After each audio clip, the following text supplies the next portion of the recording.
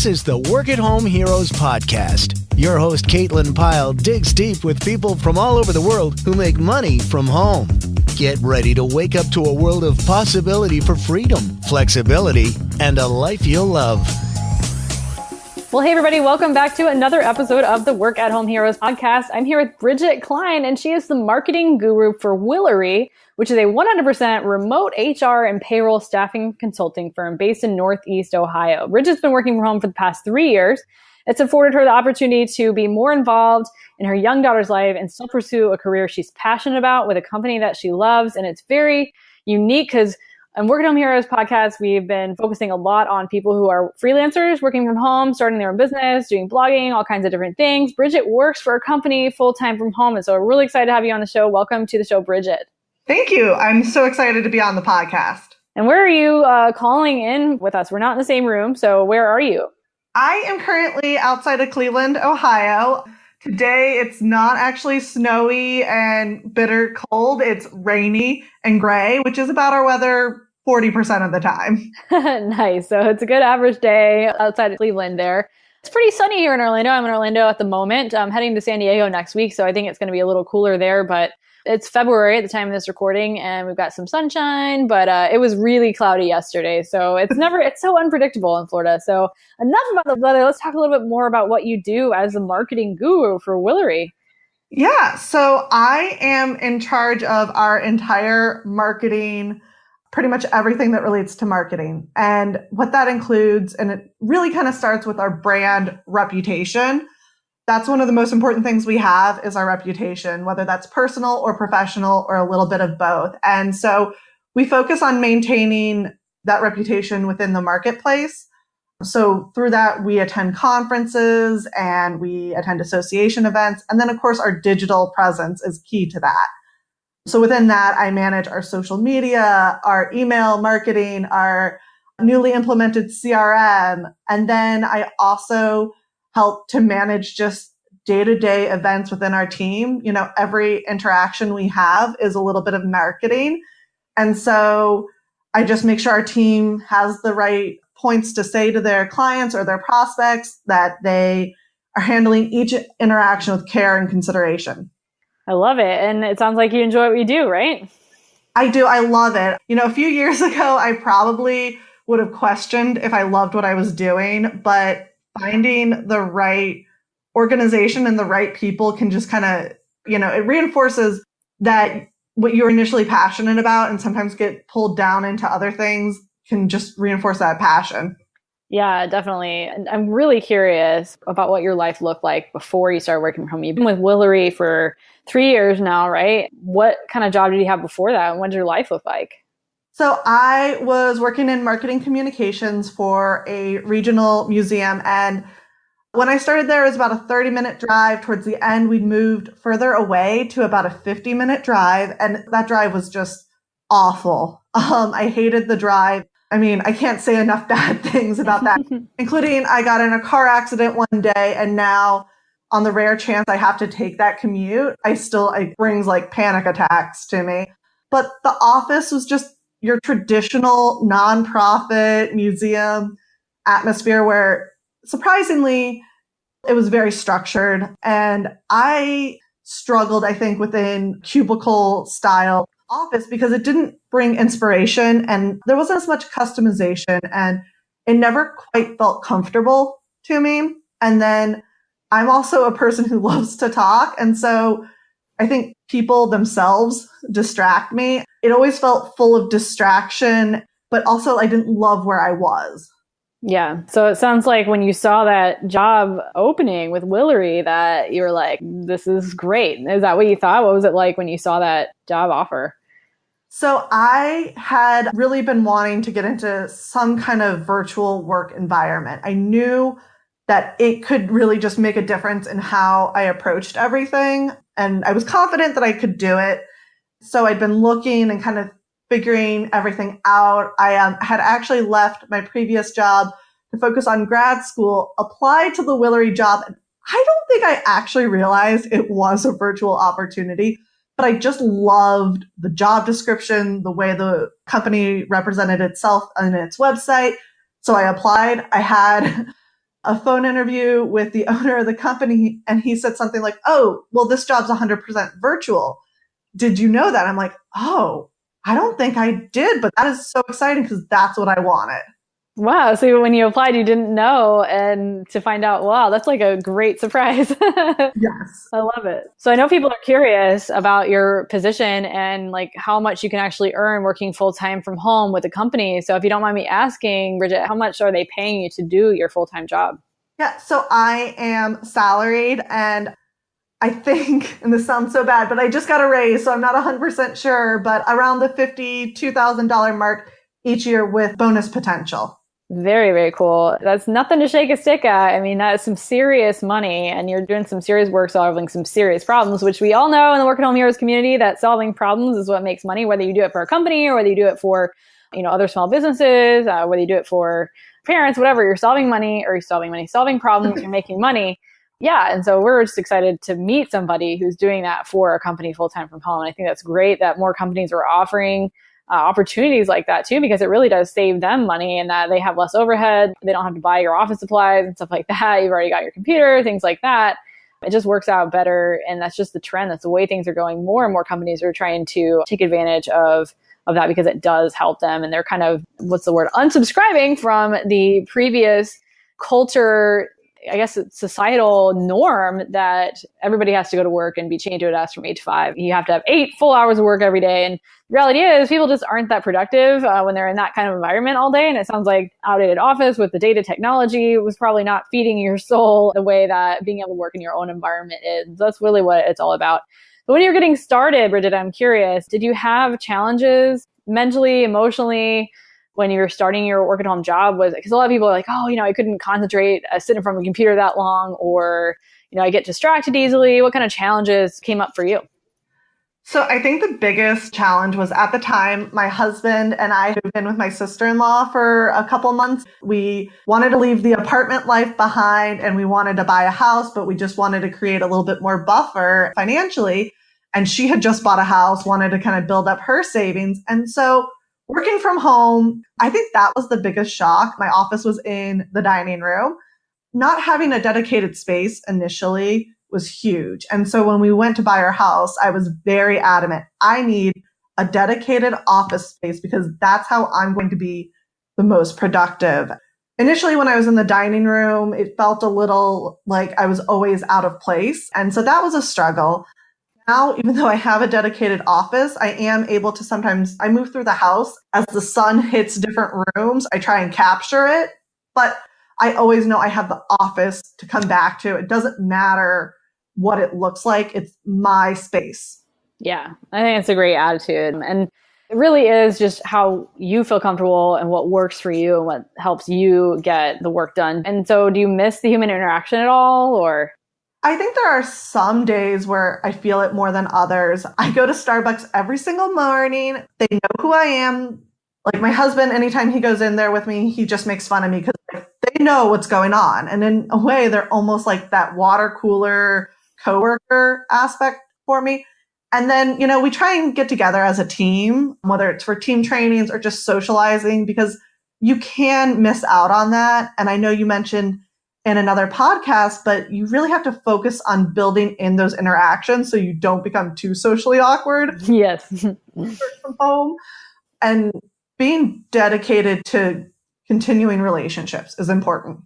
Yeah. And I have to work on that better myself because we just had our launch of Work at Home School at the time of this recording, and I was on Facebook Live for hours and hours and hours every day. And I was on, and as an introvert, it's really, really hard to choose to go out and be social when you feel like you've just been social because you've been talking. And so you do have to build in that time. And so I'm going out this weekend. Don't worry, everybody.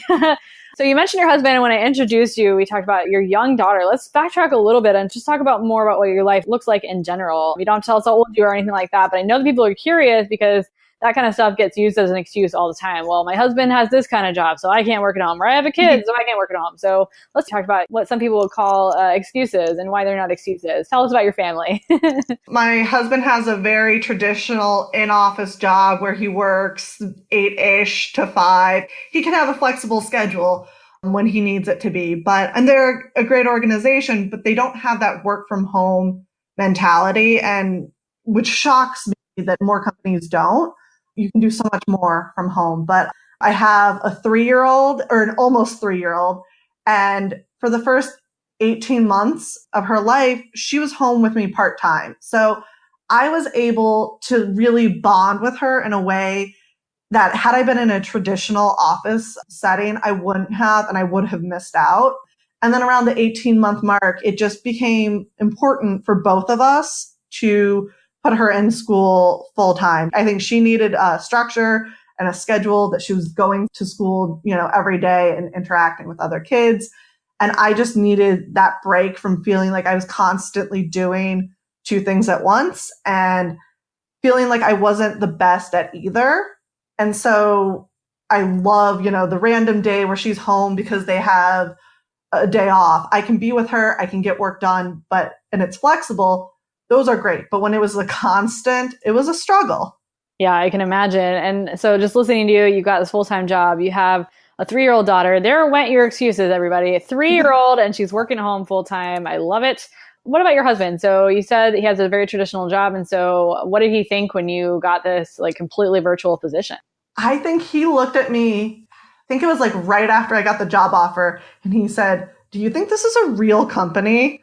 And it's kind of a joke among my coworkers that everyone questions it in the beginning. And at this point, he obviously knows it's a real job 3 years later. And I think he's pretty jealous, and for all the right reasons and for some of the wrong ones. And I think that people sometimes look at working from home as it's so much easier. You can do whatever you want. But, I still have a job. I work very hard at my job. I make sure that I build in getting productive work done, even if my schedule is more flexible.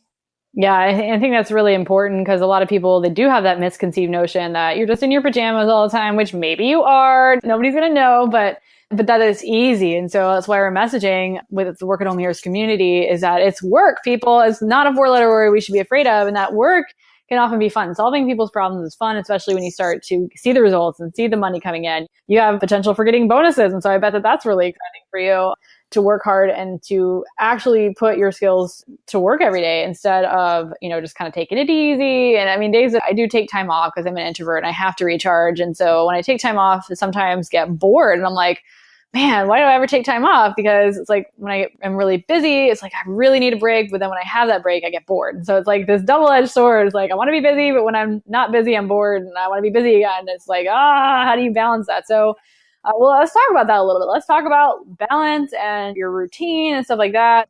What does your typical morning routine look like since you work at home now?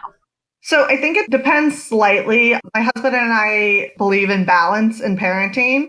And so what that means to us is we rotate, quote unquote, nights and mornings. So practically every other morning, depending on schedules, I'm responsible for getting my daughter up, dressed, everything, and get her to daycare. And then the other days, my husband is responsible. And so that kind of changes the routine a little bit, but it's always, I wake up, I possibly do the bad habit of checking my email, but I always like to know what the day ahead is going to show me. I don't always get bogged down in them, but I always like to see what's come in during that time. And I'm a late riser. And so I usually get going around 8 a.m.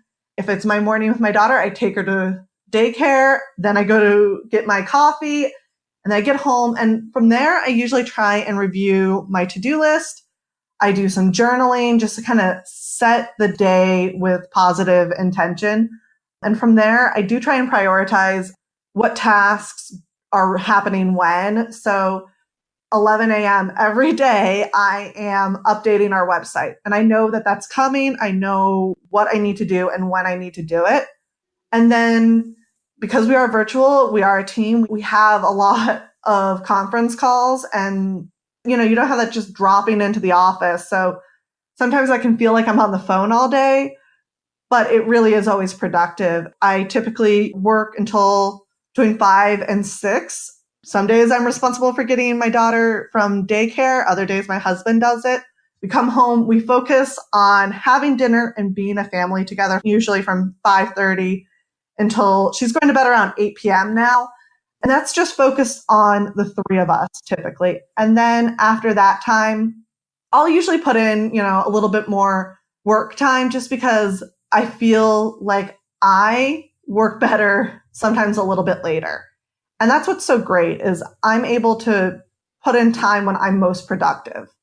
Yeah. And so that's actually the question I have is this is a full-time job. You've got your family and stuff. How do you keep yourself on track all day to make sure that you're getting all the things done during the day that you need to get done, despite what might come up in your personal life? So it's a lot of to-do lists. It's a mix of I'm just switching back to a planner that I had used and felt really good with. And it really highlights like, this is the primary task today. These are secondary, and these are the ones you'd like to get done. And really focusing back on that aspect that if I get this one thing done today, it's a success. I mean, we all get bogged down. Like we have this great idea. We're going to complete this project on Friday. Well, hundreds of emails later, random requests, and it's not done. And so I'm really trying to get back to that aspect. And then I use my handy Outlook calendar to time block. I put things on my calendar as if it were a meeting and something, it holds me responsible for doing that activity. That's really cool. You figured out what works for you. And I think that's really important. You can read book after book on productivity and time management and stuff like that. And I think that's all really valuable, but you've got to actually try those things and figure out what works for you and not get discouraged when things don't work. So I know there's people out there like, well, I don't use planners or I can't write stuff down. I have to use my phone, whatever. You don't have to do what Bridgette's doing. You don't have to do what Caitlin's doing or whoever, you listen to. You don't have to do any of that stuff. I mean, you should try it and see if it works for you, but you won't know until you try. So continuing on with our theme here of like work-life balance. I know people are curious, full-time job, are you working 40 hours? Is it more? Is it less sometimes? What is it for you in terms of how many hours you work? So I would say, and because we've done some activities on what that actually looks like, it's probably closer to 45 a week. But again, as bad as this may sound to other people, and maybe my boss will hear this and chastise me for it, but the Olympics are on right now. I love the Olympics, but I cannot just sit and watch them. I've been working on, some of our design stuff at night, something that isn't like writing where I can't watch TV and write at the same time, but I can watch TV and work on internal document, that kind of thing. That helps clear my mind, but also makes sure I'm getting things done. And then when it's necessary for my life to take me away from work during the traditional day, it's okay with our company. Most of the people who have kids in our company are part of their school special events, that kind of thing. And it's really important that to our company that people don't feel like they have to work a 9 to 5 when it's not conducive to them. So I think that that's important. Yeah. Even when you do work from home, we'll have that culture. But when a company focuses on ensuring their employee is happy from work, personal life, hobbies, that kind of thing, I think it really resonates with the employees and keeps them engaged.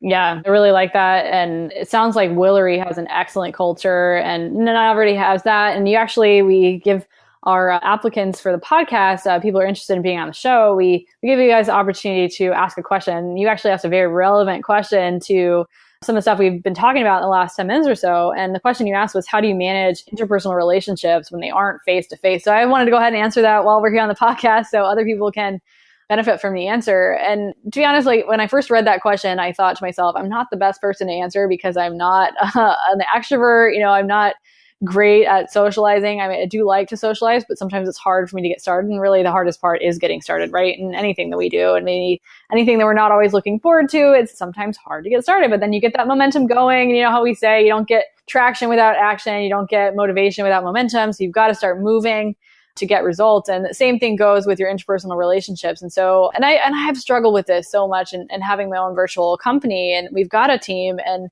I find that getting them face to face, getting them on Zoom or Google Hangout or something like that, seeing their faces. Some of them have come to visit me when I'm in town near where they are. We've had dinner together, things like that. And those are some specific examples of how I manage interpersonal relationships, chatting, texting, using the Marco Polo app to send each other videos, things like that, sending gifts. Like I'm about to box up a whole bunch of stuff for my operations manager because she was phenomenal during our launch and stuff like that. Kind of going the extra mile, just thinking about people because sometimes we can get so wrapped up in like what we're doing, working our hours, going down those to-do lists that we forget about the other people that make it all possible, that make the culture what it is. And so that's just some specific things that I do. And is it easy? No, it's not. Nothing worth it is ever easy. So I have actually a question for you, and it's the same question I ask at the end of every episode, as you've probably grown accustomed to listening to this podcast, Bridgette. And it's the question about, you get to become a life coach. For the next 2 minutes, I want to hear advice that you give to someone who wants to work at home, but they're listening to this and they're just scared to get started. They think it's not possible for them. They're using their kid, their husband, their location, whatever, as an excuse. Maybe they live in Ohio and they're like, where you live? And they're like, oh, Ohio is such a small state. There's no opportunity here, blah, blah. What would you say to those excusey people? What would you say to them? I think ultimately you can't let the excuses keep you from what's important to your life. So if what's important to you is getting out of that dreary office that's causing you anxiety, then you need to figure out how to do that. And it takes time. It's not going to typically happen by accident unless you're me with my job. But no, it was purposeful. I wanted something different and I was working towards that. And so think about what you want. Think about how the steps you need to take to make that a reality and then work on them. You don't have to do it all at once. It's a little bit at a time and it gets better and it gets easier. And then once you get that work home opportunity, whether you are working for yourself or you're working for another company, you have to try things until you figure out what works for you. I would say it took me 2 years to really figure out what worked for me. And then, as I mentioned, I almost veered away from that with a different planner that I thought was better and it wasn't. And so I'm going back to that planner that made me feel good. And you just have to test things, plan, test, repeat, and what works, keep that. What isn't working, learn from it. I love it. That's the best advice ever. You might look into a career in life coaching because you just echoed our whole mission statement. Well, we don't really have a mission statement, but if we did, it would be one of the 8 million things that I have on autopilot that I repeat constantly. And people are like, oh, you're a broken record, Caitlin. I don't care. I'm going to say it till the day I die. You don't get any traction without action. You don't get results without moving first. You cannot be sitting there waiting for the ready bus because it's not coming. And so you definitely embody that, Bridgette. I'm so glad that you're on the show. Where can people reach you if they have questions? We know that you're in the Work at Home Heroes Facebook group. There's a thread in there right now. You can hop on and talk to Bridgette about this episode. If they like to reach out to you personally, can they do that? Yes, they can. They can reach out to me. If you want to send me an email, you guys can do it directly to my work email, which is Bridgette, and that's Bridgette @Willory, which is WILLORY.com. Yes, I feel like I just said a whole bunch of letters. Or, I'm very active on social media, especially Twitter. And my Twitter handle is Bridgette, spelled like I just spelled it, and then B. Klein, Klein. Love it. Thank you so much for being on the show, Bridgette. Thank you. Thanks for listening to the Work at Home Heroes podcast with Caitlin Pyle. Be sure to listen to previous episodes at caitlinpyle.co/podcast. While you're there, read the show notes and check out all the great links and resources mentioned in this episode and more. You can also subscribe to the Work at Home Heroes podcast so you'll automatically be notified when our next episode is available. Remember, as Caitlin says, mo skills means mo money.